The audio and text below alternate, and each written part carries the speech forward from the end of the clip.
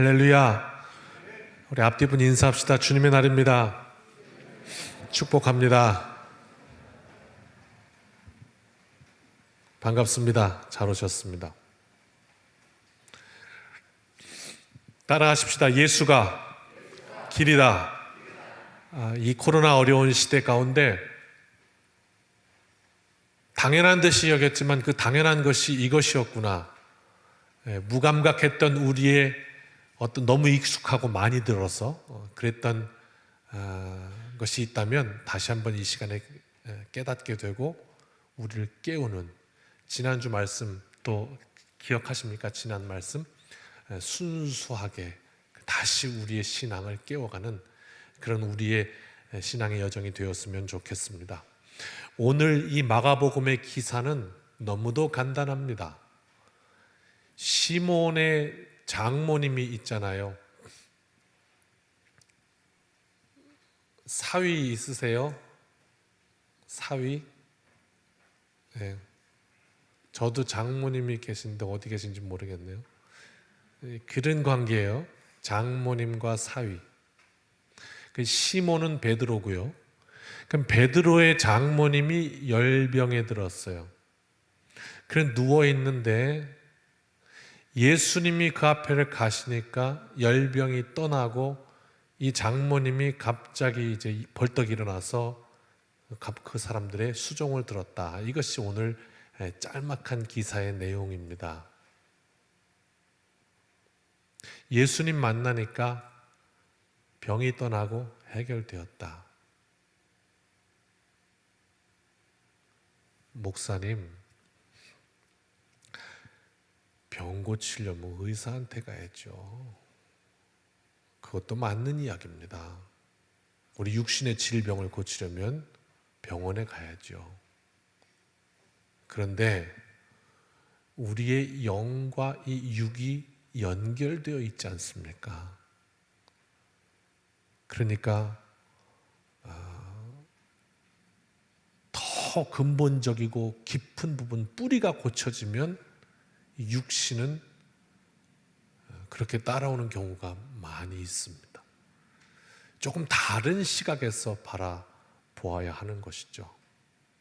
자, 오늘 이 짧은 기사 가운데에서 우리는 무언가를 찾아내야 합니다. 하나님께서 이 세상 속에, 창조하신 세상 속에 무엇을 숨겨 놓으셨는지, 그래서 그것을 하나하나 발견할 때마다 꼭 마치 어린아이가 보물찾기를 해서 딱 하나 발견한 것처럼 그 창조주께서 숨겨놓은 그 놀라운 섭리를 하나하나 발견할 때마다 우리는 인생을 또 배우고 새롭도다, 이렇게 하나님 앞에 나아가는 것이죠. 오늘 본문의 시몬의 장모가 열병에 누워있는데 라고 우리가 번역을 해놓았는데 요거 조금 더 자세하게 알아보아야 할 것입니다.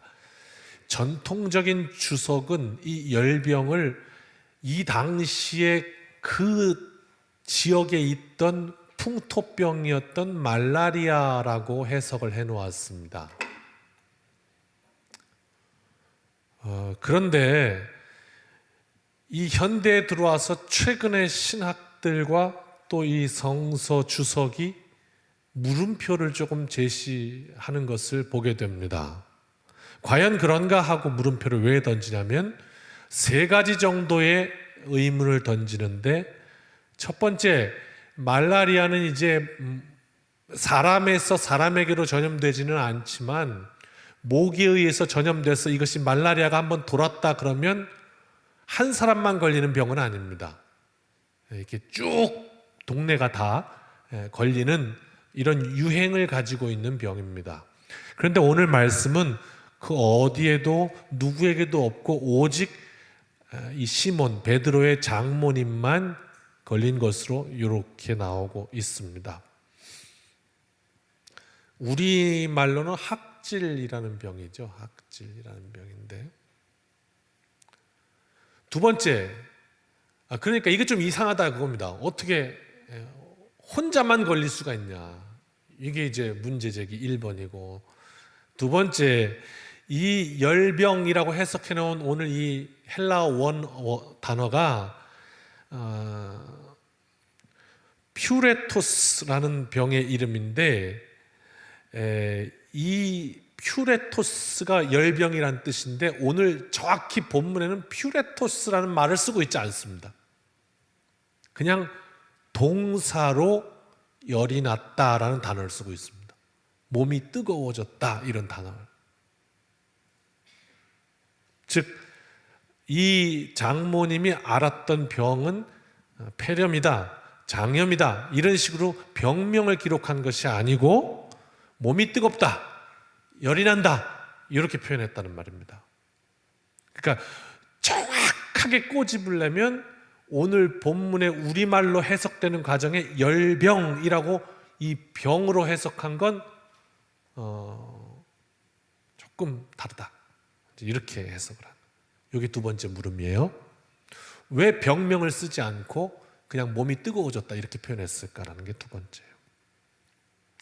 자, 세 번째는 이 병의 치료 방법이에요. 치료 방법.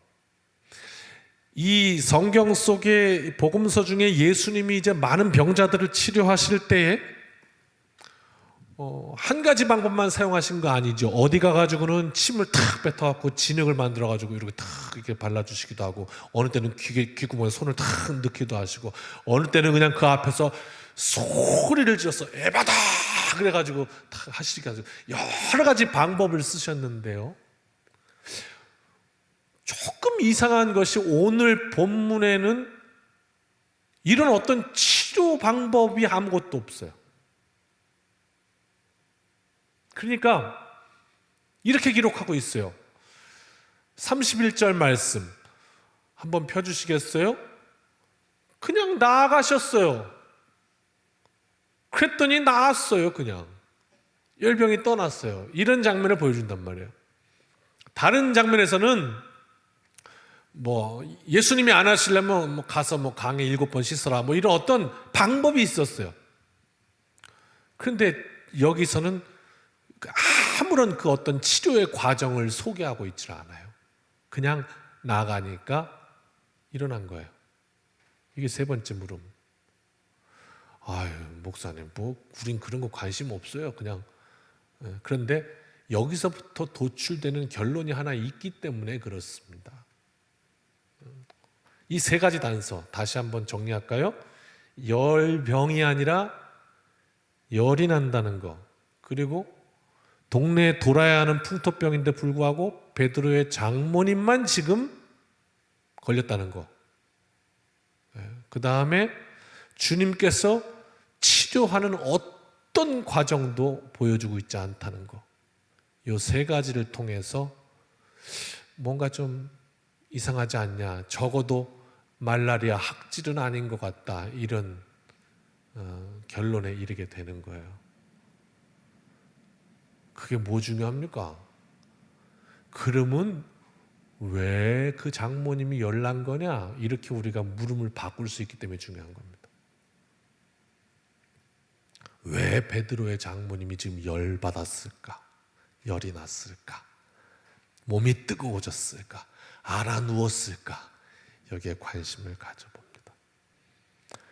두 딸을 둔 애비가 되니 그 장모님의 마음이 이해가 되려고도 막 합니다. 저희 막내가 어렸을 때, 초등학교 때 아마 이제 처음으로 캠프를 보내던 생각이 납니다.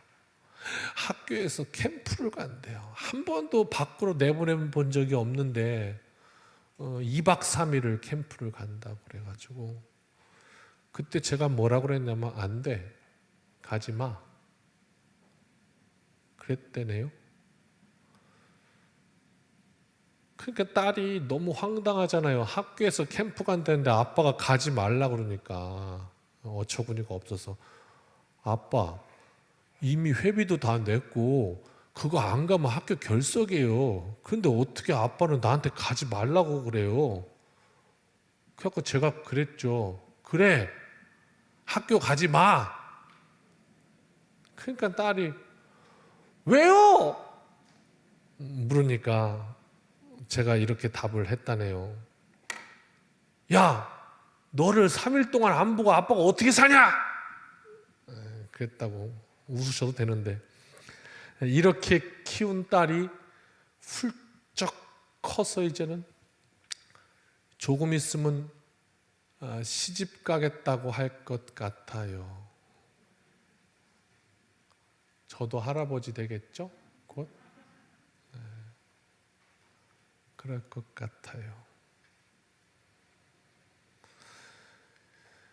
근데 만약에 이 딸이 이제, 우리 딸도 누군가가 데려갈 거 아닙니까? 그죠? 그러면 누군가가 나타나서 데려가면 그 사람이 이제 사위가 되겠네요.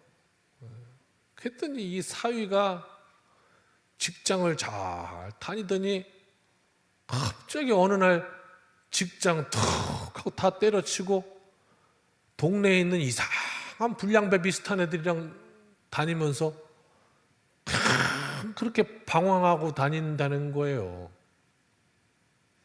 그러면 마음이 어떠시겠어요? 지금 목사가 무슨 얘기를 하고 있냐?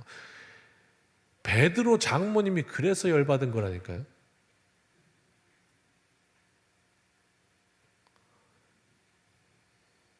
열병에 걸린 거예요. 초대교회 전승에 의하면 이 베드로의 아내를 이 컨콜디아라고 소개를 하고 있거든요. 컨콜디아사라는 뭐 이런 어떤 책 내는 인쇄소도 있고 그렇죠. 이 컨콜디아라는 딸을 이 엄마가 얼마나 귀하게 키웠는데,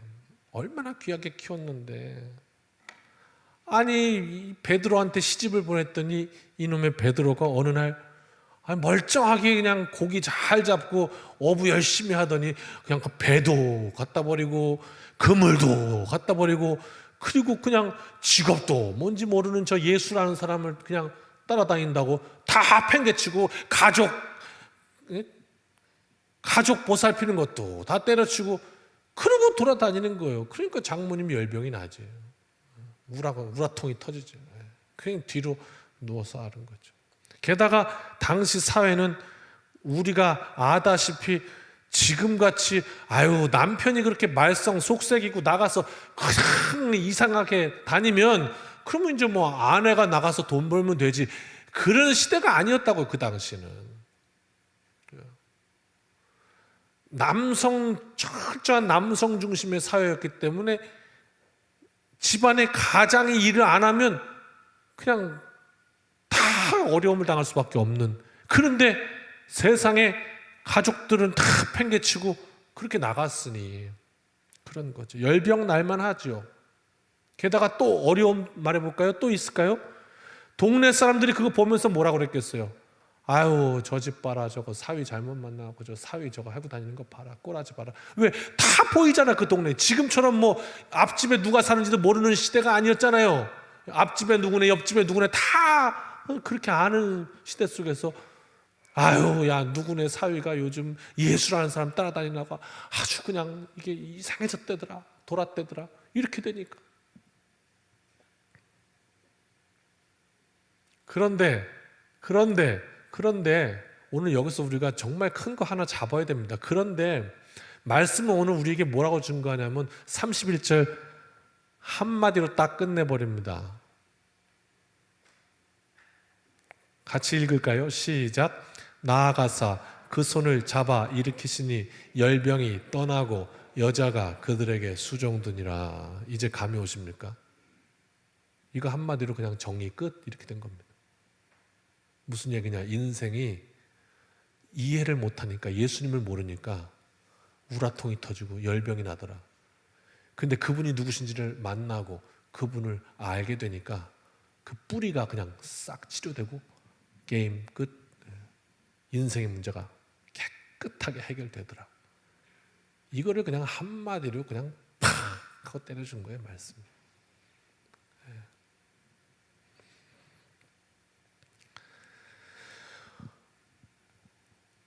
참 저는 이렇게 신기한 케이스를 많이 만나는 게 뭐냐면, 설교 준비를 하고 있죠. 오늘 제가 아침 8시에 이제 교회 나왔습니다. 그래가지고 이제 9시 예배까지 1시간 남았잖아요. 마지막으로 설교 원고 준비하고 혹시 이제 아침에 소식 없나 그러고 이제 네이버 뉴스 한번 딱 보고 이제 토픽만 딱 확인을 해요. 오늘 이건희 회장님 별세하셨다는 소식이 지금 속보 떴더라고요. 네. 그 확인하는 가운데 한번 손 좀 들어주시겠어요? 드라마 허준 보신 분? 되게 오래된 얘기인데? 네. 허준이 누군지도 모르시죠? 그러면서 그 역사 속에 허준 뭐 이러면서 그 엑기스 뭐 한 장면을 이렇게 보여주는 게 이렇게 떴더라고요, 네이버에. 저도 이제 예전에 허준을 너무 재밌게 봤으니까 그래서 그걸 이렇게 탁 클릭을 했더니 거기 하필이면 그때 나오는 그 장면이 어떤 장면이냐면 이런 장면이 나오더라고요. 이제 허준의 스승이었던 유희태가 돌아가시고 동네에 이제 명의가 이제 허준밖에 없는 거예요.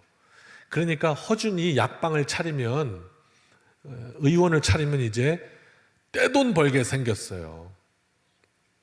그런데 허준이 그 어머니와 아내를 앞에 놓고 그 조그만 방에서 이런 말을 합니다. 제가 이제 과거 준비를 하려고요. 그래요.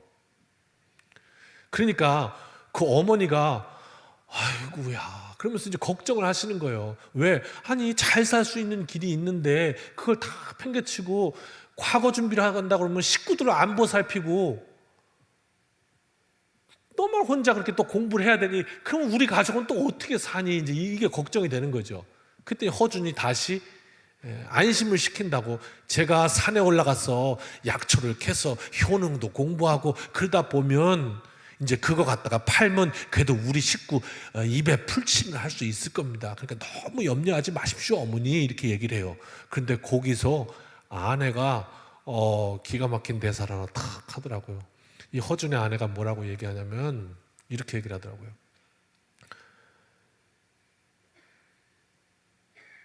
서방님의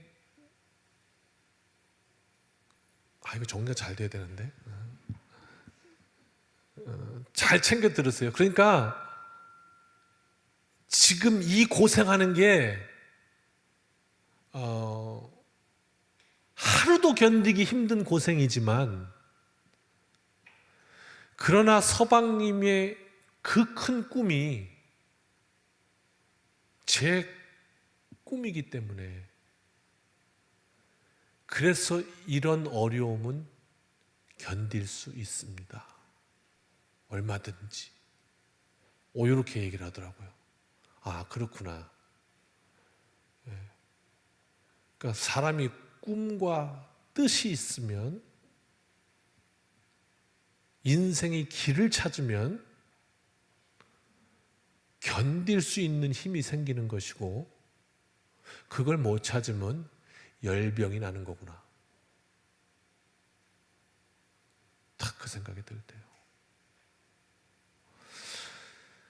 이몽룡과 성춘향의 사랑 이야기가 떠오릅니다. 사위라고 세상에 장원급제는커녕 낙방하고 나서 폐인이 되어서 돌아온 그 꼬라지를 볼 때 월매가 열병이 나죠. 그런데 사위가 장원급제에서 암행어사가 되었다는 그 사실을 아는 순간 뿌리가 치료됩니다. 그래서 그 병이 다 날아가는, 이상하죠? 베드로의 장모, 예수님이 오셨을 때 그분이 누군지를 아는 순간 모든 그것이 다 해결함 받았습니다.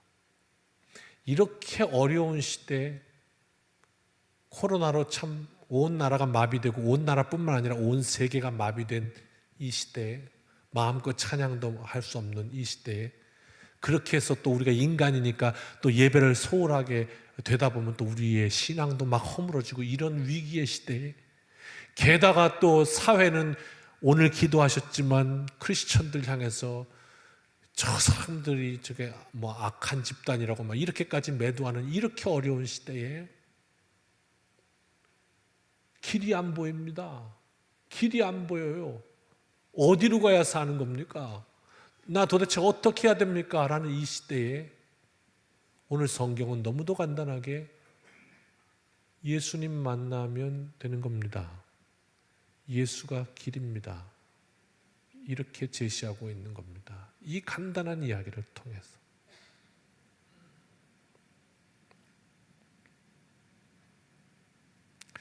어느 교회 집사님 한 분이 오셔서 목사님께 이런 상담을 했습니다. 남편이 너무 속을 썩여서 도저히 같이 살 수가 없다고. 우리 교회 얘기 아닙니다. 옆. 그동안 교회 나오면서 믿음 때문에 참고 또 참고 또 참았는데 어떻게 이럴 수가 있냐고 그러면서 그동안 남편이 했던 일을 그냥 쭉 다 얘기를 한 겁니다. 목사님한테.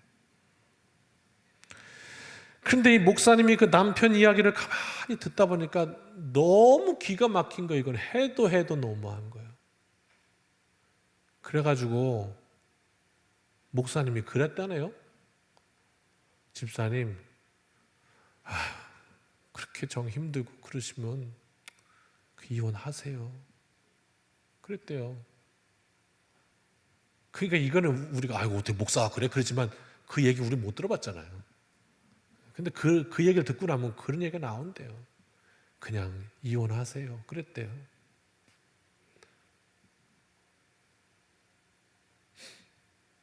이 집사님이요 가가지고 이제 그 이혼 소송을 하게 되면서 2차 저차에서 이 남편과 막 언쟁을 하던 가운데 남편이 열받게 하니까 아내가 참다 터진 거예요. 그래가지고 이렇게 말을 합니다. 야, 내가 너 얘기했더니 오죽하면 우리 목사님도 너랑은 이혼하랜다. 이런 거요. 얼마나 심했으면 세상에 목사님이 너 이혼하라고 하겠냐.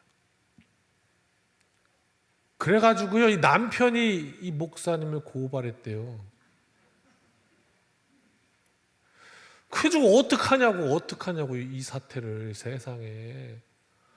아니 그럼 그 얘기를 듣고 내가 뭐라고 얘기를 해주냐고 이 집사님한테. 이러고 이제 하소연을 한 거예요. 목사님들 모임에서. 이런 거 방송 나가면 안 되는데 이거 잘 컷해야 되는데. 하소연을 한 거예요. 그랬더니 옆에 있는 목사님이 당신이 실수했구만. 그럼 어떡합니까? 뭐라 그럽니까? 그랬더니 어른 목사님 뭘 뭐라 그래 목사가. 기도합시다. 그래야지. 아니 기도합시다. 그래야지. 이혼하세요가 뭐야 그게. 이혼하세요가. 그래서 제가 그 말을 듣고 아이고 참 너무 상투적이다. 뭐 그냥 기도합시다는 그냥 다시다네. 다시다. 아무데나 넣는 거예요. 그냥 아무데나 넣는 거예요. 기도합시다. 그 너무 상투적이잖아요. 너무 상투적이요. 그래가지고 그런데 그걸 듣고서 오면서 계속 생각하니까 그게 아닌 거예요. 여러분 너무 상투적인 것 같은, 너무 많이 들어서 아무런 감이 없는 것 같은. 근데 그걸 놓쳐서 우리 인생이 어려운 거죠. 그게 진짜죠. 진짜 방법이죠. 그 어려움 가운데 또 기도합시다. 또 기도합시다. 또 기도합시다. 왜? 예수님이 길이시니까. 예수님이 길이시라고 그랬으니까. 내 앞길이 안 보이니 네, 기도합시다. 주님 찾아야 이 열병이 떠나갈 테니 기도합시다. 그 말이 나오는 거죠. 그렇더라고요.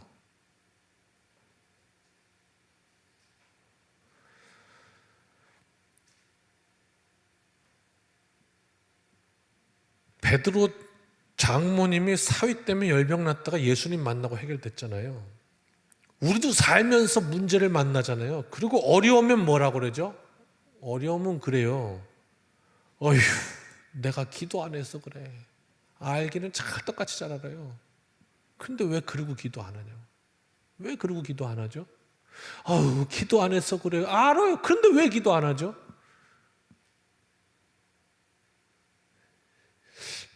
아, 그렇구나. 우리도 또 다시 한번 저녁 기도하면서 예수님이 길입니다. 다시 한번 그 고백 드리려고 합니다. 한번 다시 한번 따라합시다. 예수가 길이다.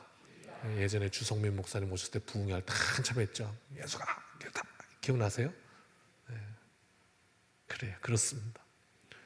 주님 만나면 해결함 받습니다. 예수님 만나 시원한 인생 사시길 주님의 이름으로 축원합니다. 베드로가 예수님 만나서 모든 걸 다 버리고 배도 버리고 그물도 버리고 그리고 따라갔던 그 당시에 그 베드로의 모든 삶의 자리가 다 망가지는 줄 알았습니다. 가족도 어려워졌습니다. 소홀하게 됐습니다. 장모님은 들어 누웠습니다. 열병이 나가지고. 그런 상황, 동네 사람들은 다 손가락질했습니다. 저거 예수 따라다녀고 저렇게 됐다고 말해요. 우리 교회에 내 권사님한테 들었던 간증도 기억이 납니다. 어렴풋이 2015년도 들었던 간증인데 대신방할 때 우리 모든 집안에 예수 믿는 게 나 하나밖에 없어가지고 집안에 그냥 안 좋은 일만 생기면 전염 때문에 그런다고. 권사님 죄송합니다. 그렇게 핍박을 당했대요. 예수 믿는다고. 그러면서도 참 신앙을 지켰는데 그래서 그 권사님 손길 통해서 교회가 이렇게 참 귀하게 지켜졌습니다. 또 그 가족도 분명한 하나님의 이야기가 되겠죠. 모든 일을 주님이 해결해 주셨습니다. 그게 오늘 본문의 말씀입니다. 난장판이 된 그 베드로의 가정에 예수님이 가시니까 열병은 떠나고 장모님은 수종 들었다는 얘기는 처전 서포터가 되었다는 얘기예요. 그렇게 변하고 이렇게 되었던 것이죠. 손가락질하던 동네 사람들은 이제 없어지고 이렇게 된 거예요.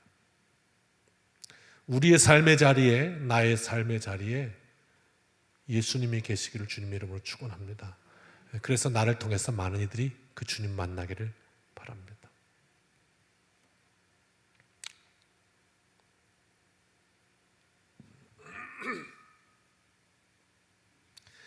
초대교회 사에 보면 이런 이야기가 나옵니다. 베드로가 마지막 순교할 때 죽을 때 자기의 부인 앞에서 죽게 됩니다. 그 부인이 남편이 순교하는 장면을 목격합니다. 그러면서 그때 베드로가 마지막으로 이 아내에게 해주었던 말이 있습니다. 죽기 전에. 이 말을 하였습니다. 아내여, 오직 주님밖에 없습니다. 이게 베드로가 마지막 했던 말입니다. 주님만 생각하십시오. 그러면 이기지 못할 것이 없습니다. 그리고 베드로는 사망 권세를 이겼습니다. 이기지 못할 것이 없습니다. 그리고 순교의 잔을 탁 마셨습니다. 그 아내를 통해서 이제 베드로의 그 마지막 말이 전해졌던 거죠. 예수님 만난 자리에서 일어났던 일입니다. 오늘 다시 한번 우리의 삶의 자리에 또 이 어려운 시대를 살아가면서 그렇습니다. 너무도 단순한 진리를 잊고 살았습니다. 예수님께서 내 인생의 길이 되십니다. 다시 한번 고백하고 승리하는 오늘 우리 모든 가족들, 성도들 되시기를 주님의 이름으로 축원합니다. 기도드리겠습니다. 예수님밖에 없습니다. 주님의 오심을 기대합니다. 우리의 삶 속에 들어오셔서 우리를 주장하시고 하나님의 역사의 주인공들 다 되도록 하나님 은혜 주시고 복 주시옵소서. 예수님의 이름으로 기도합니다. 아멘.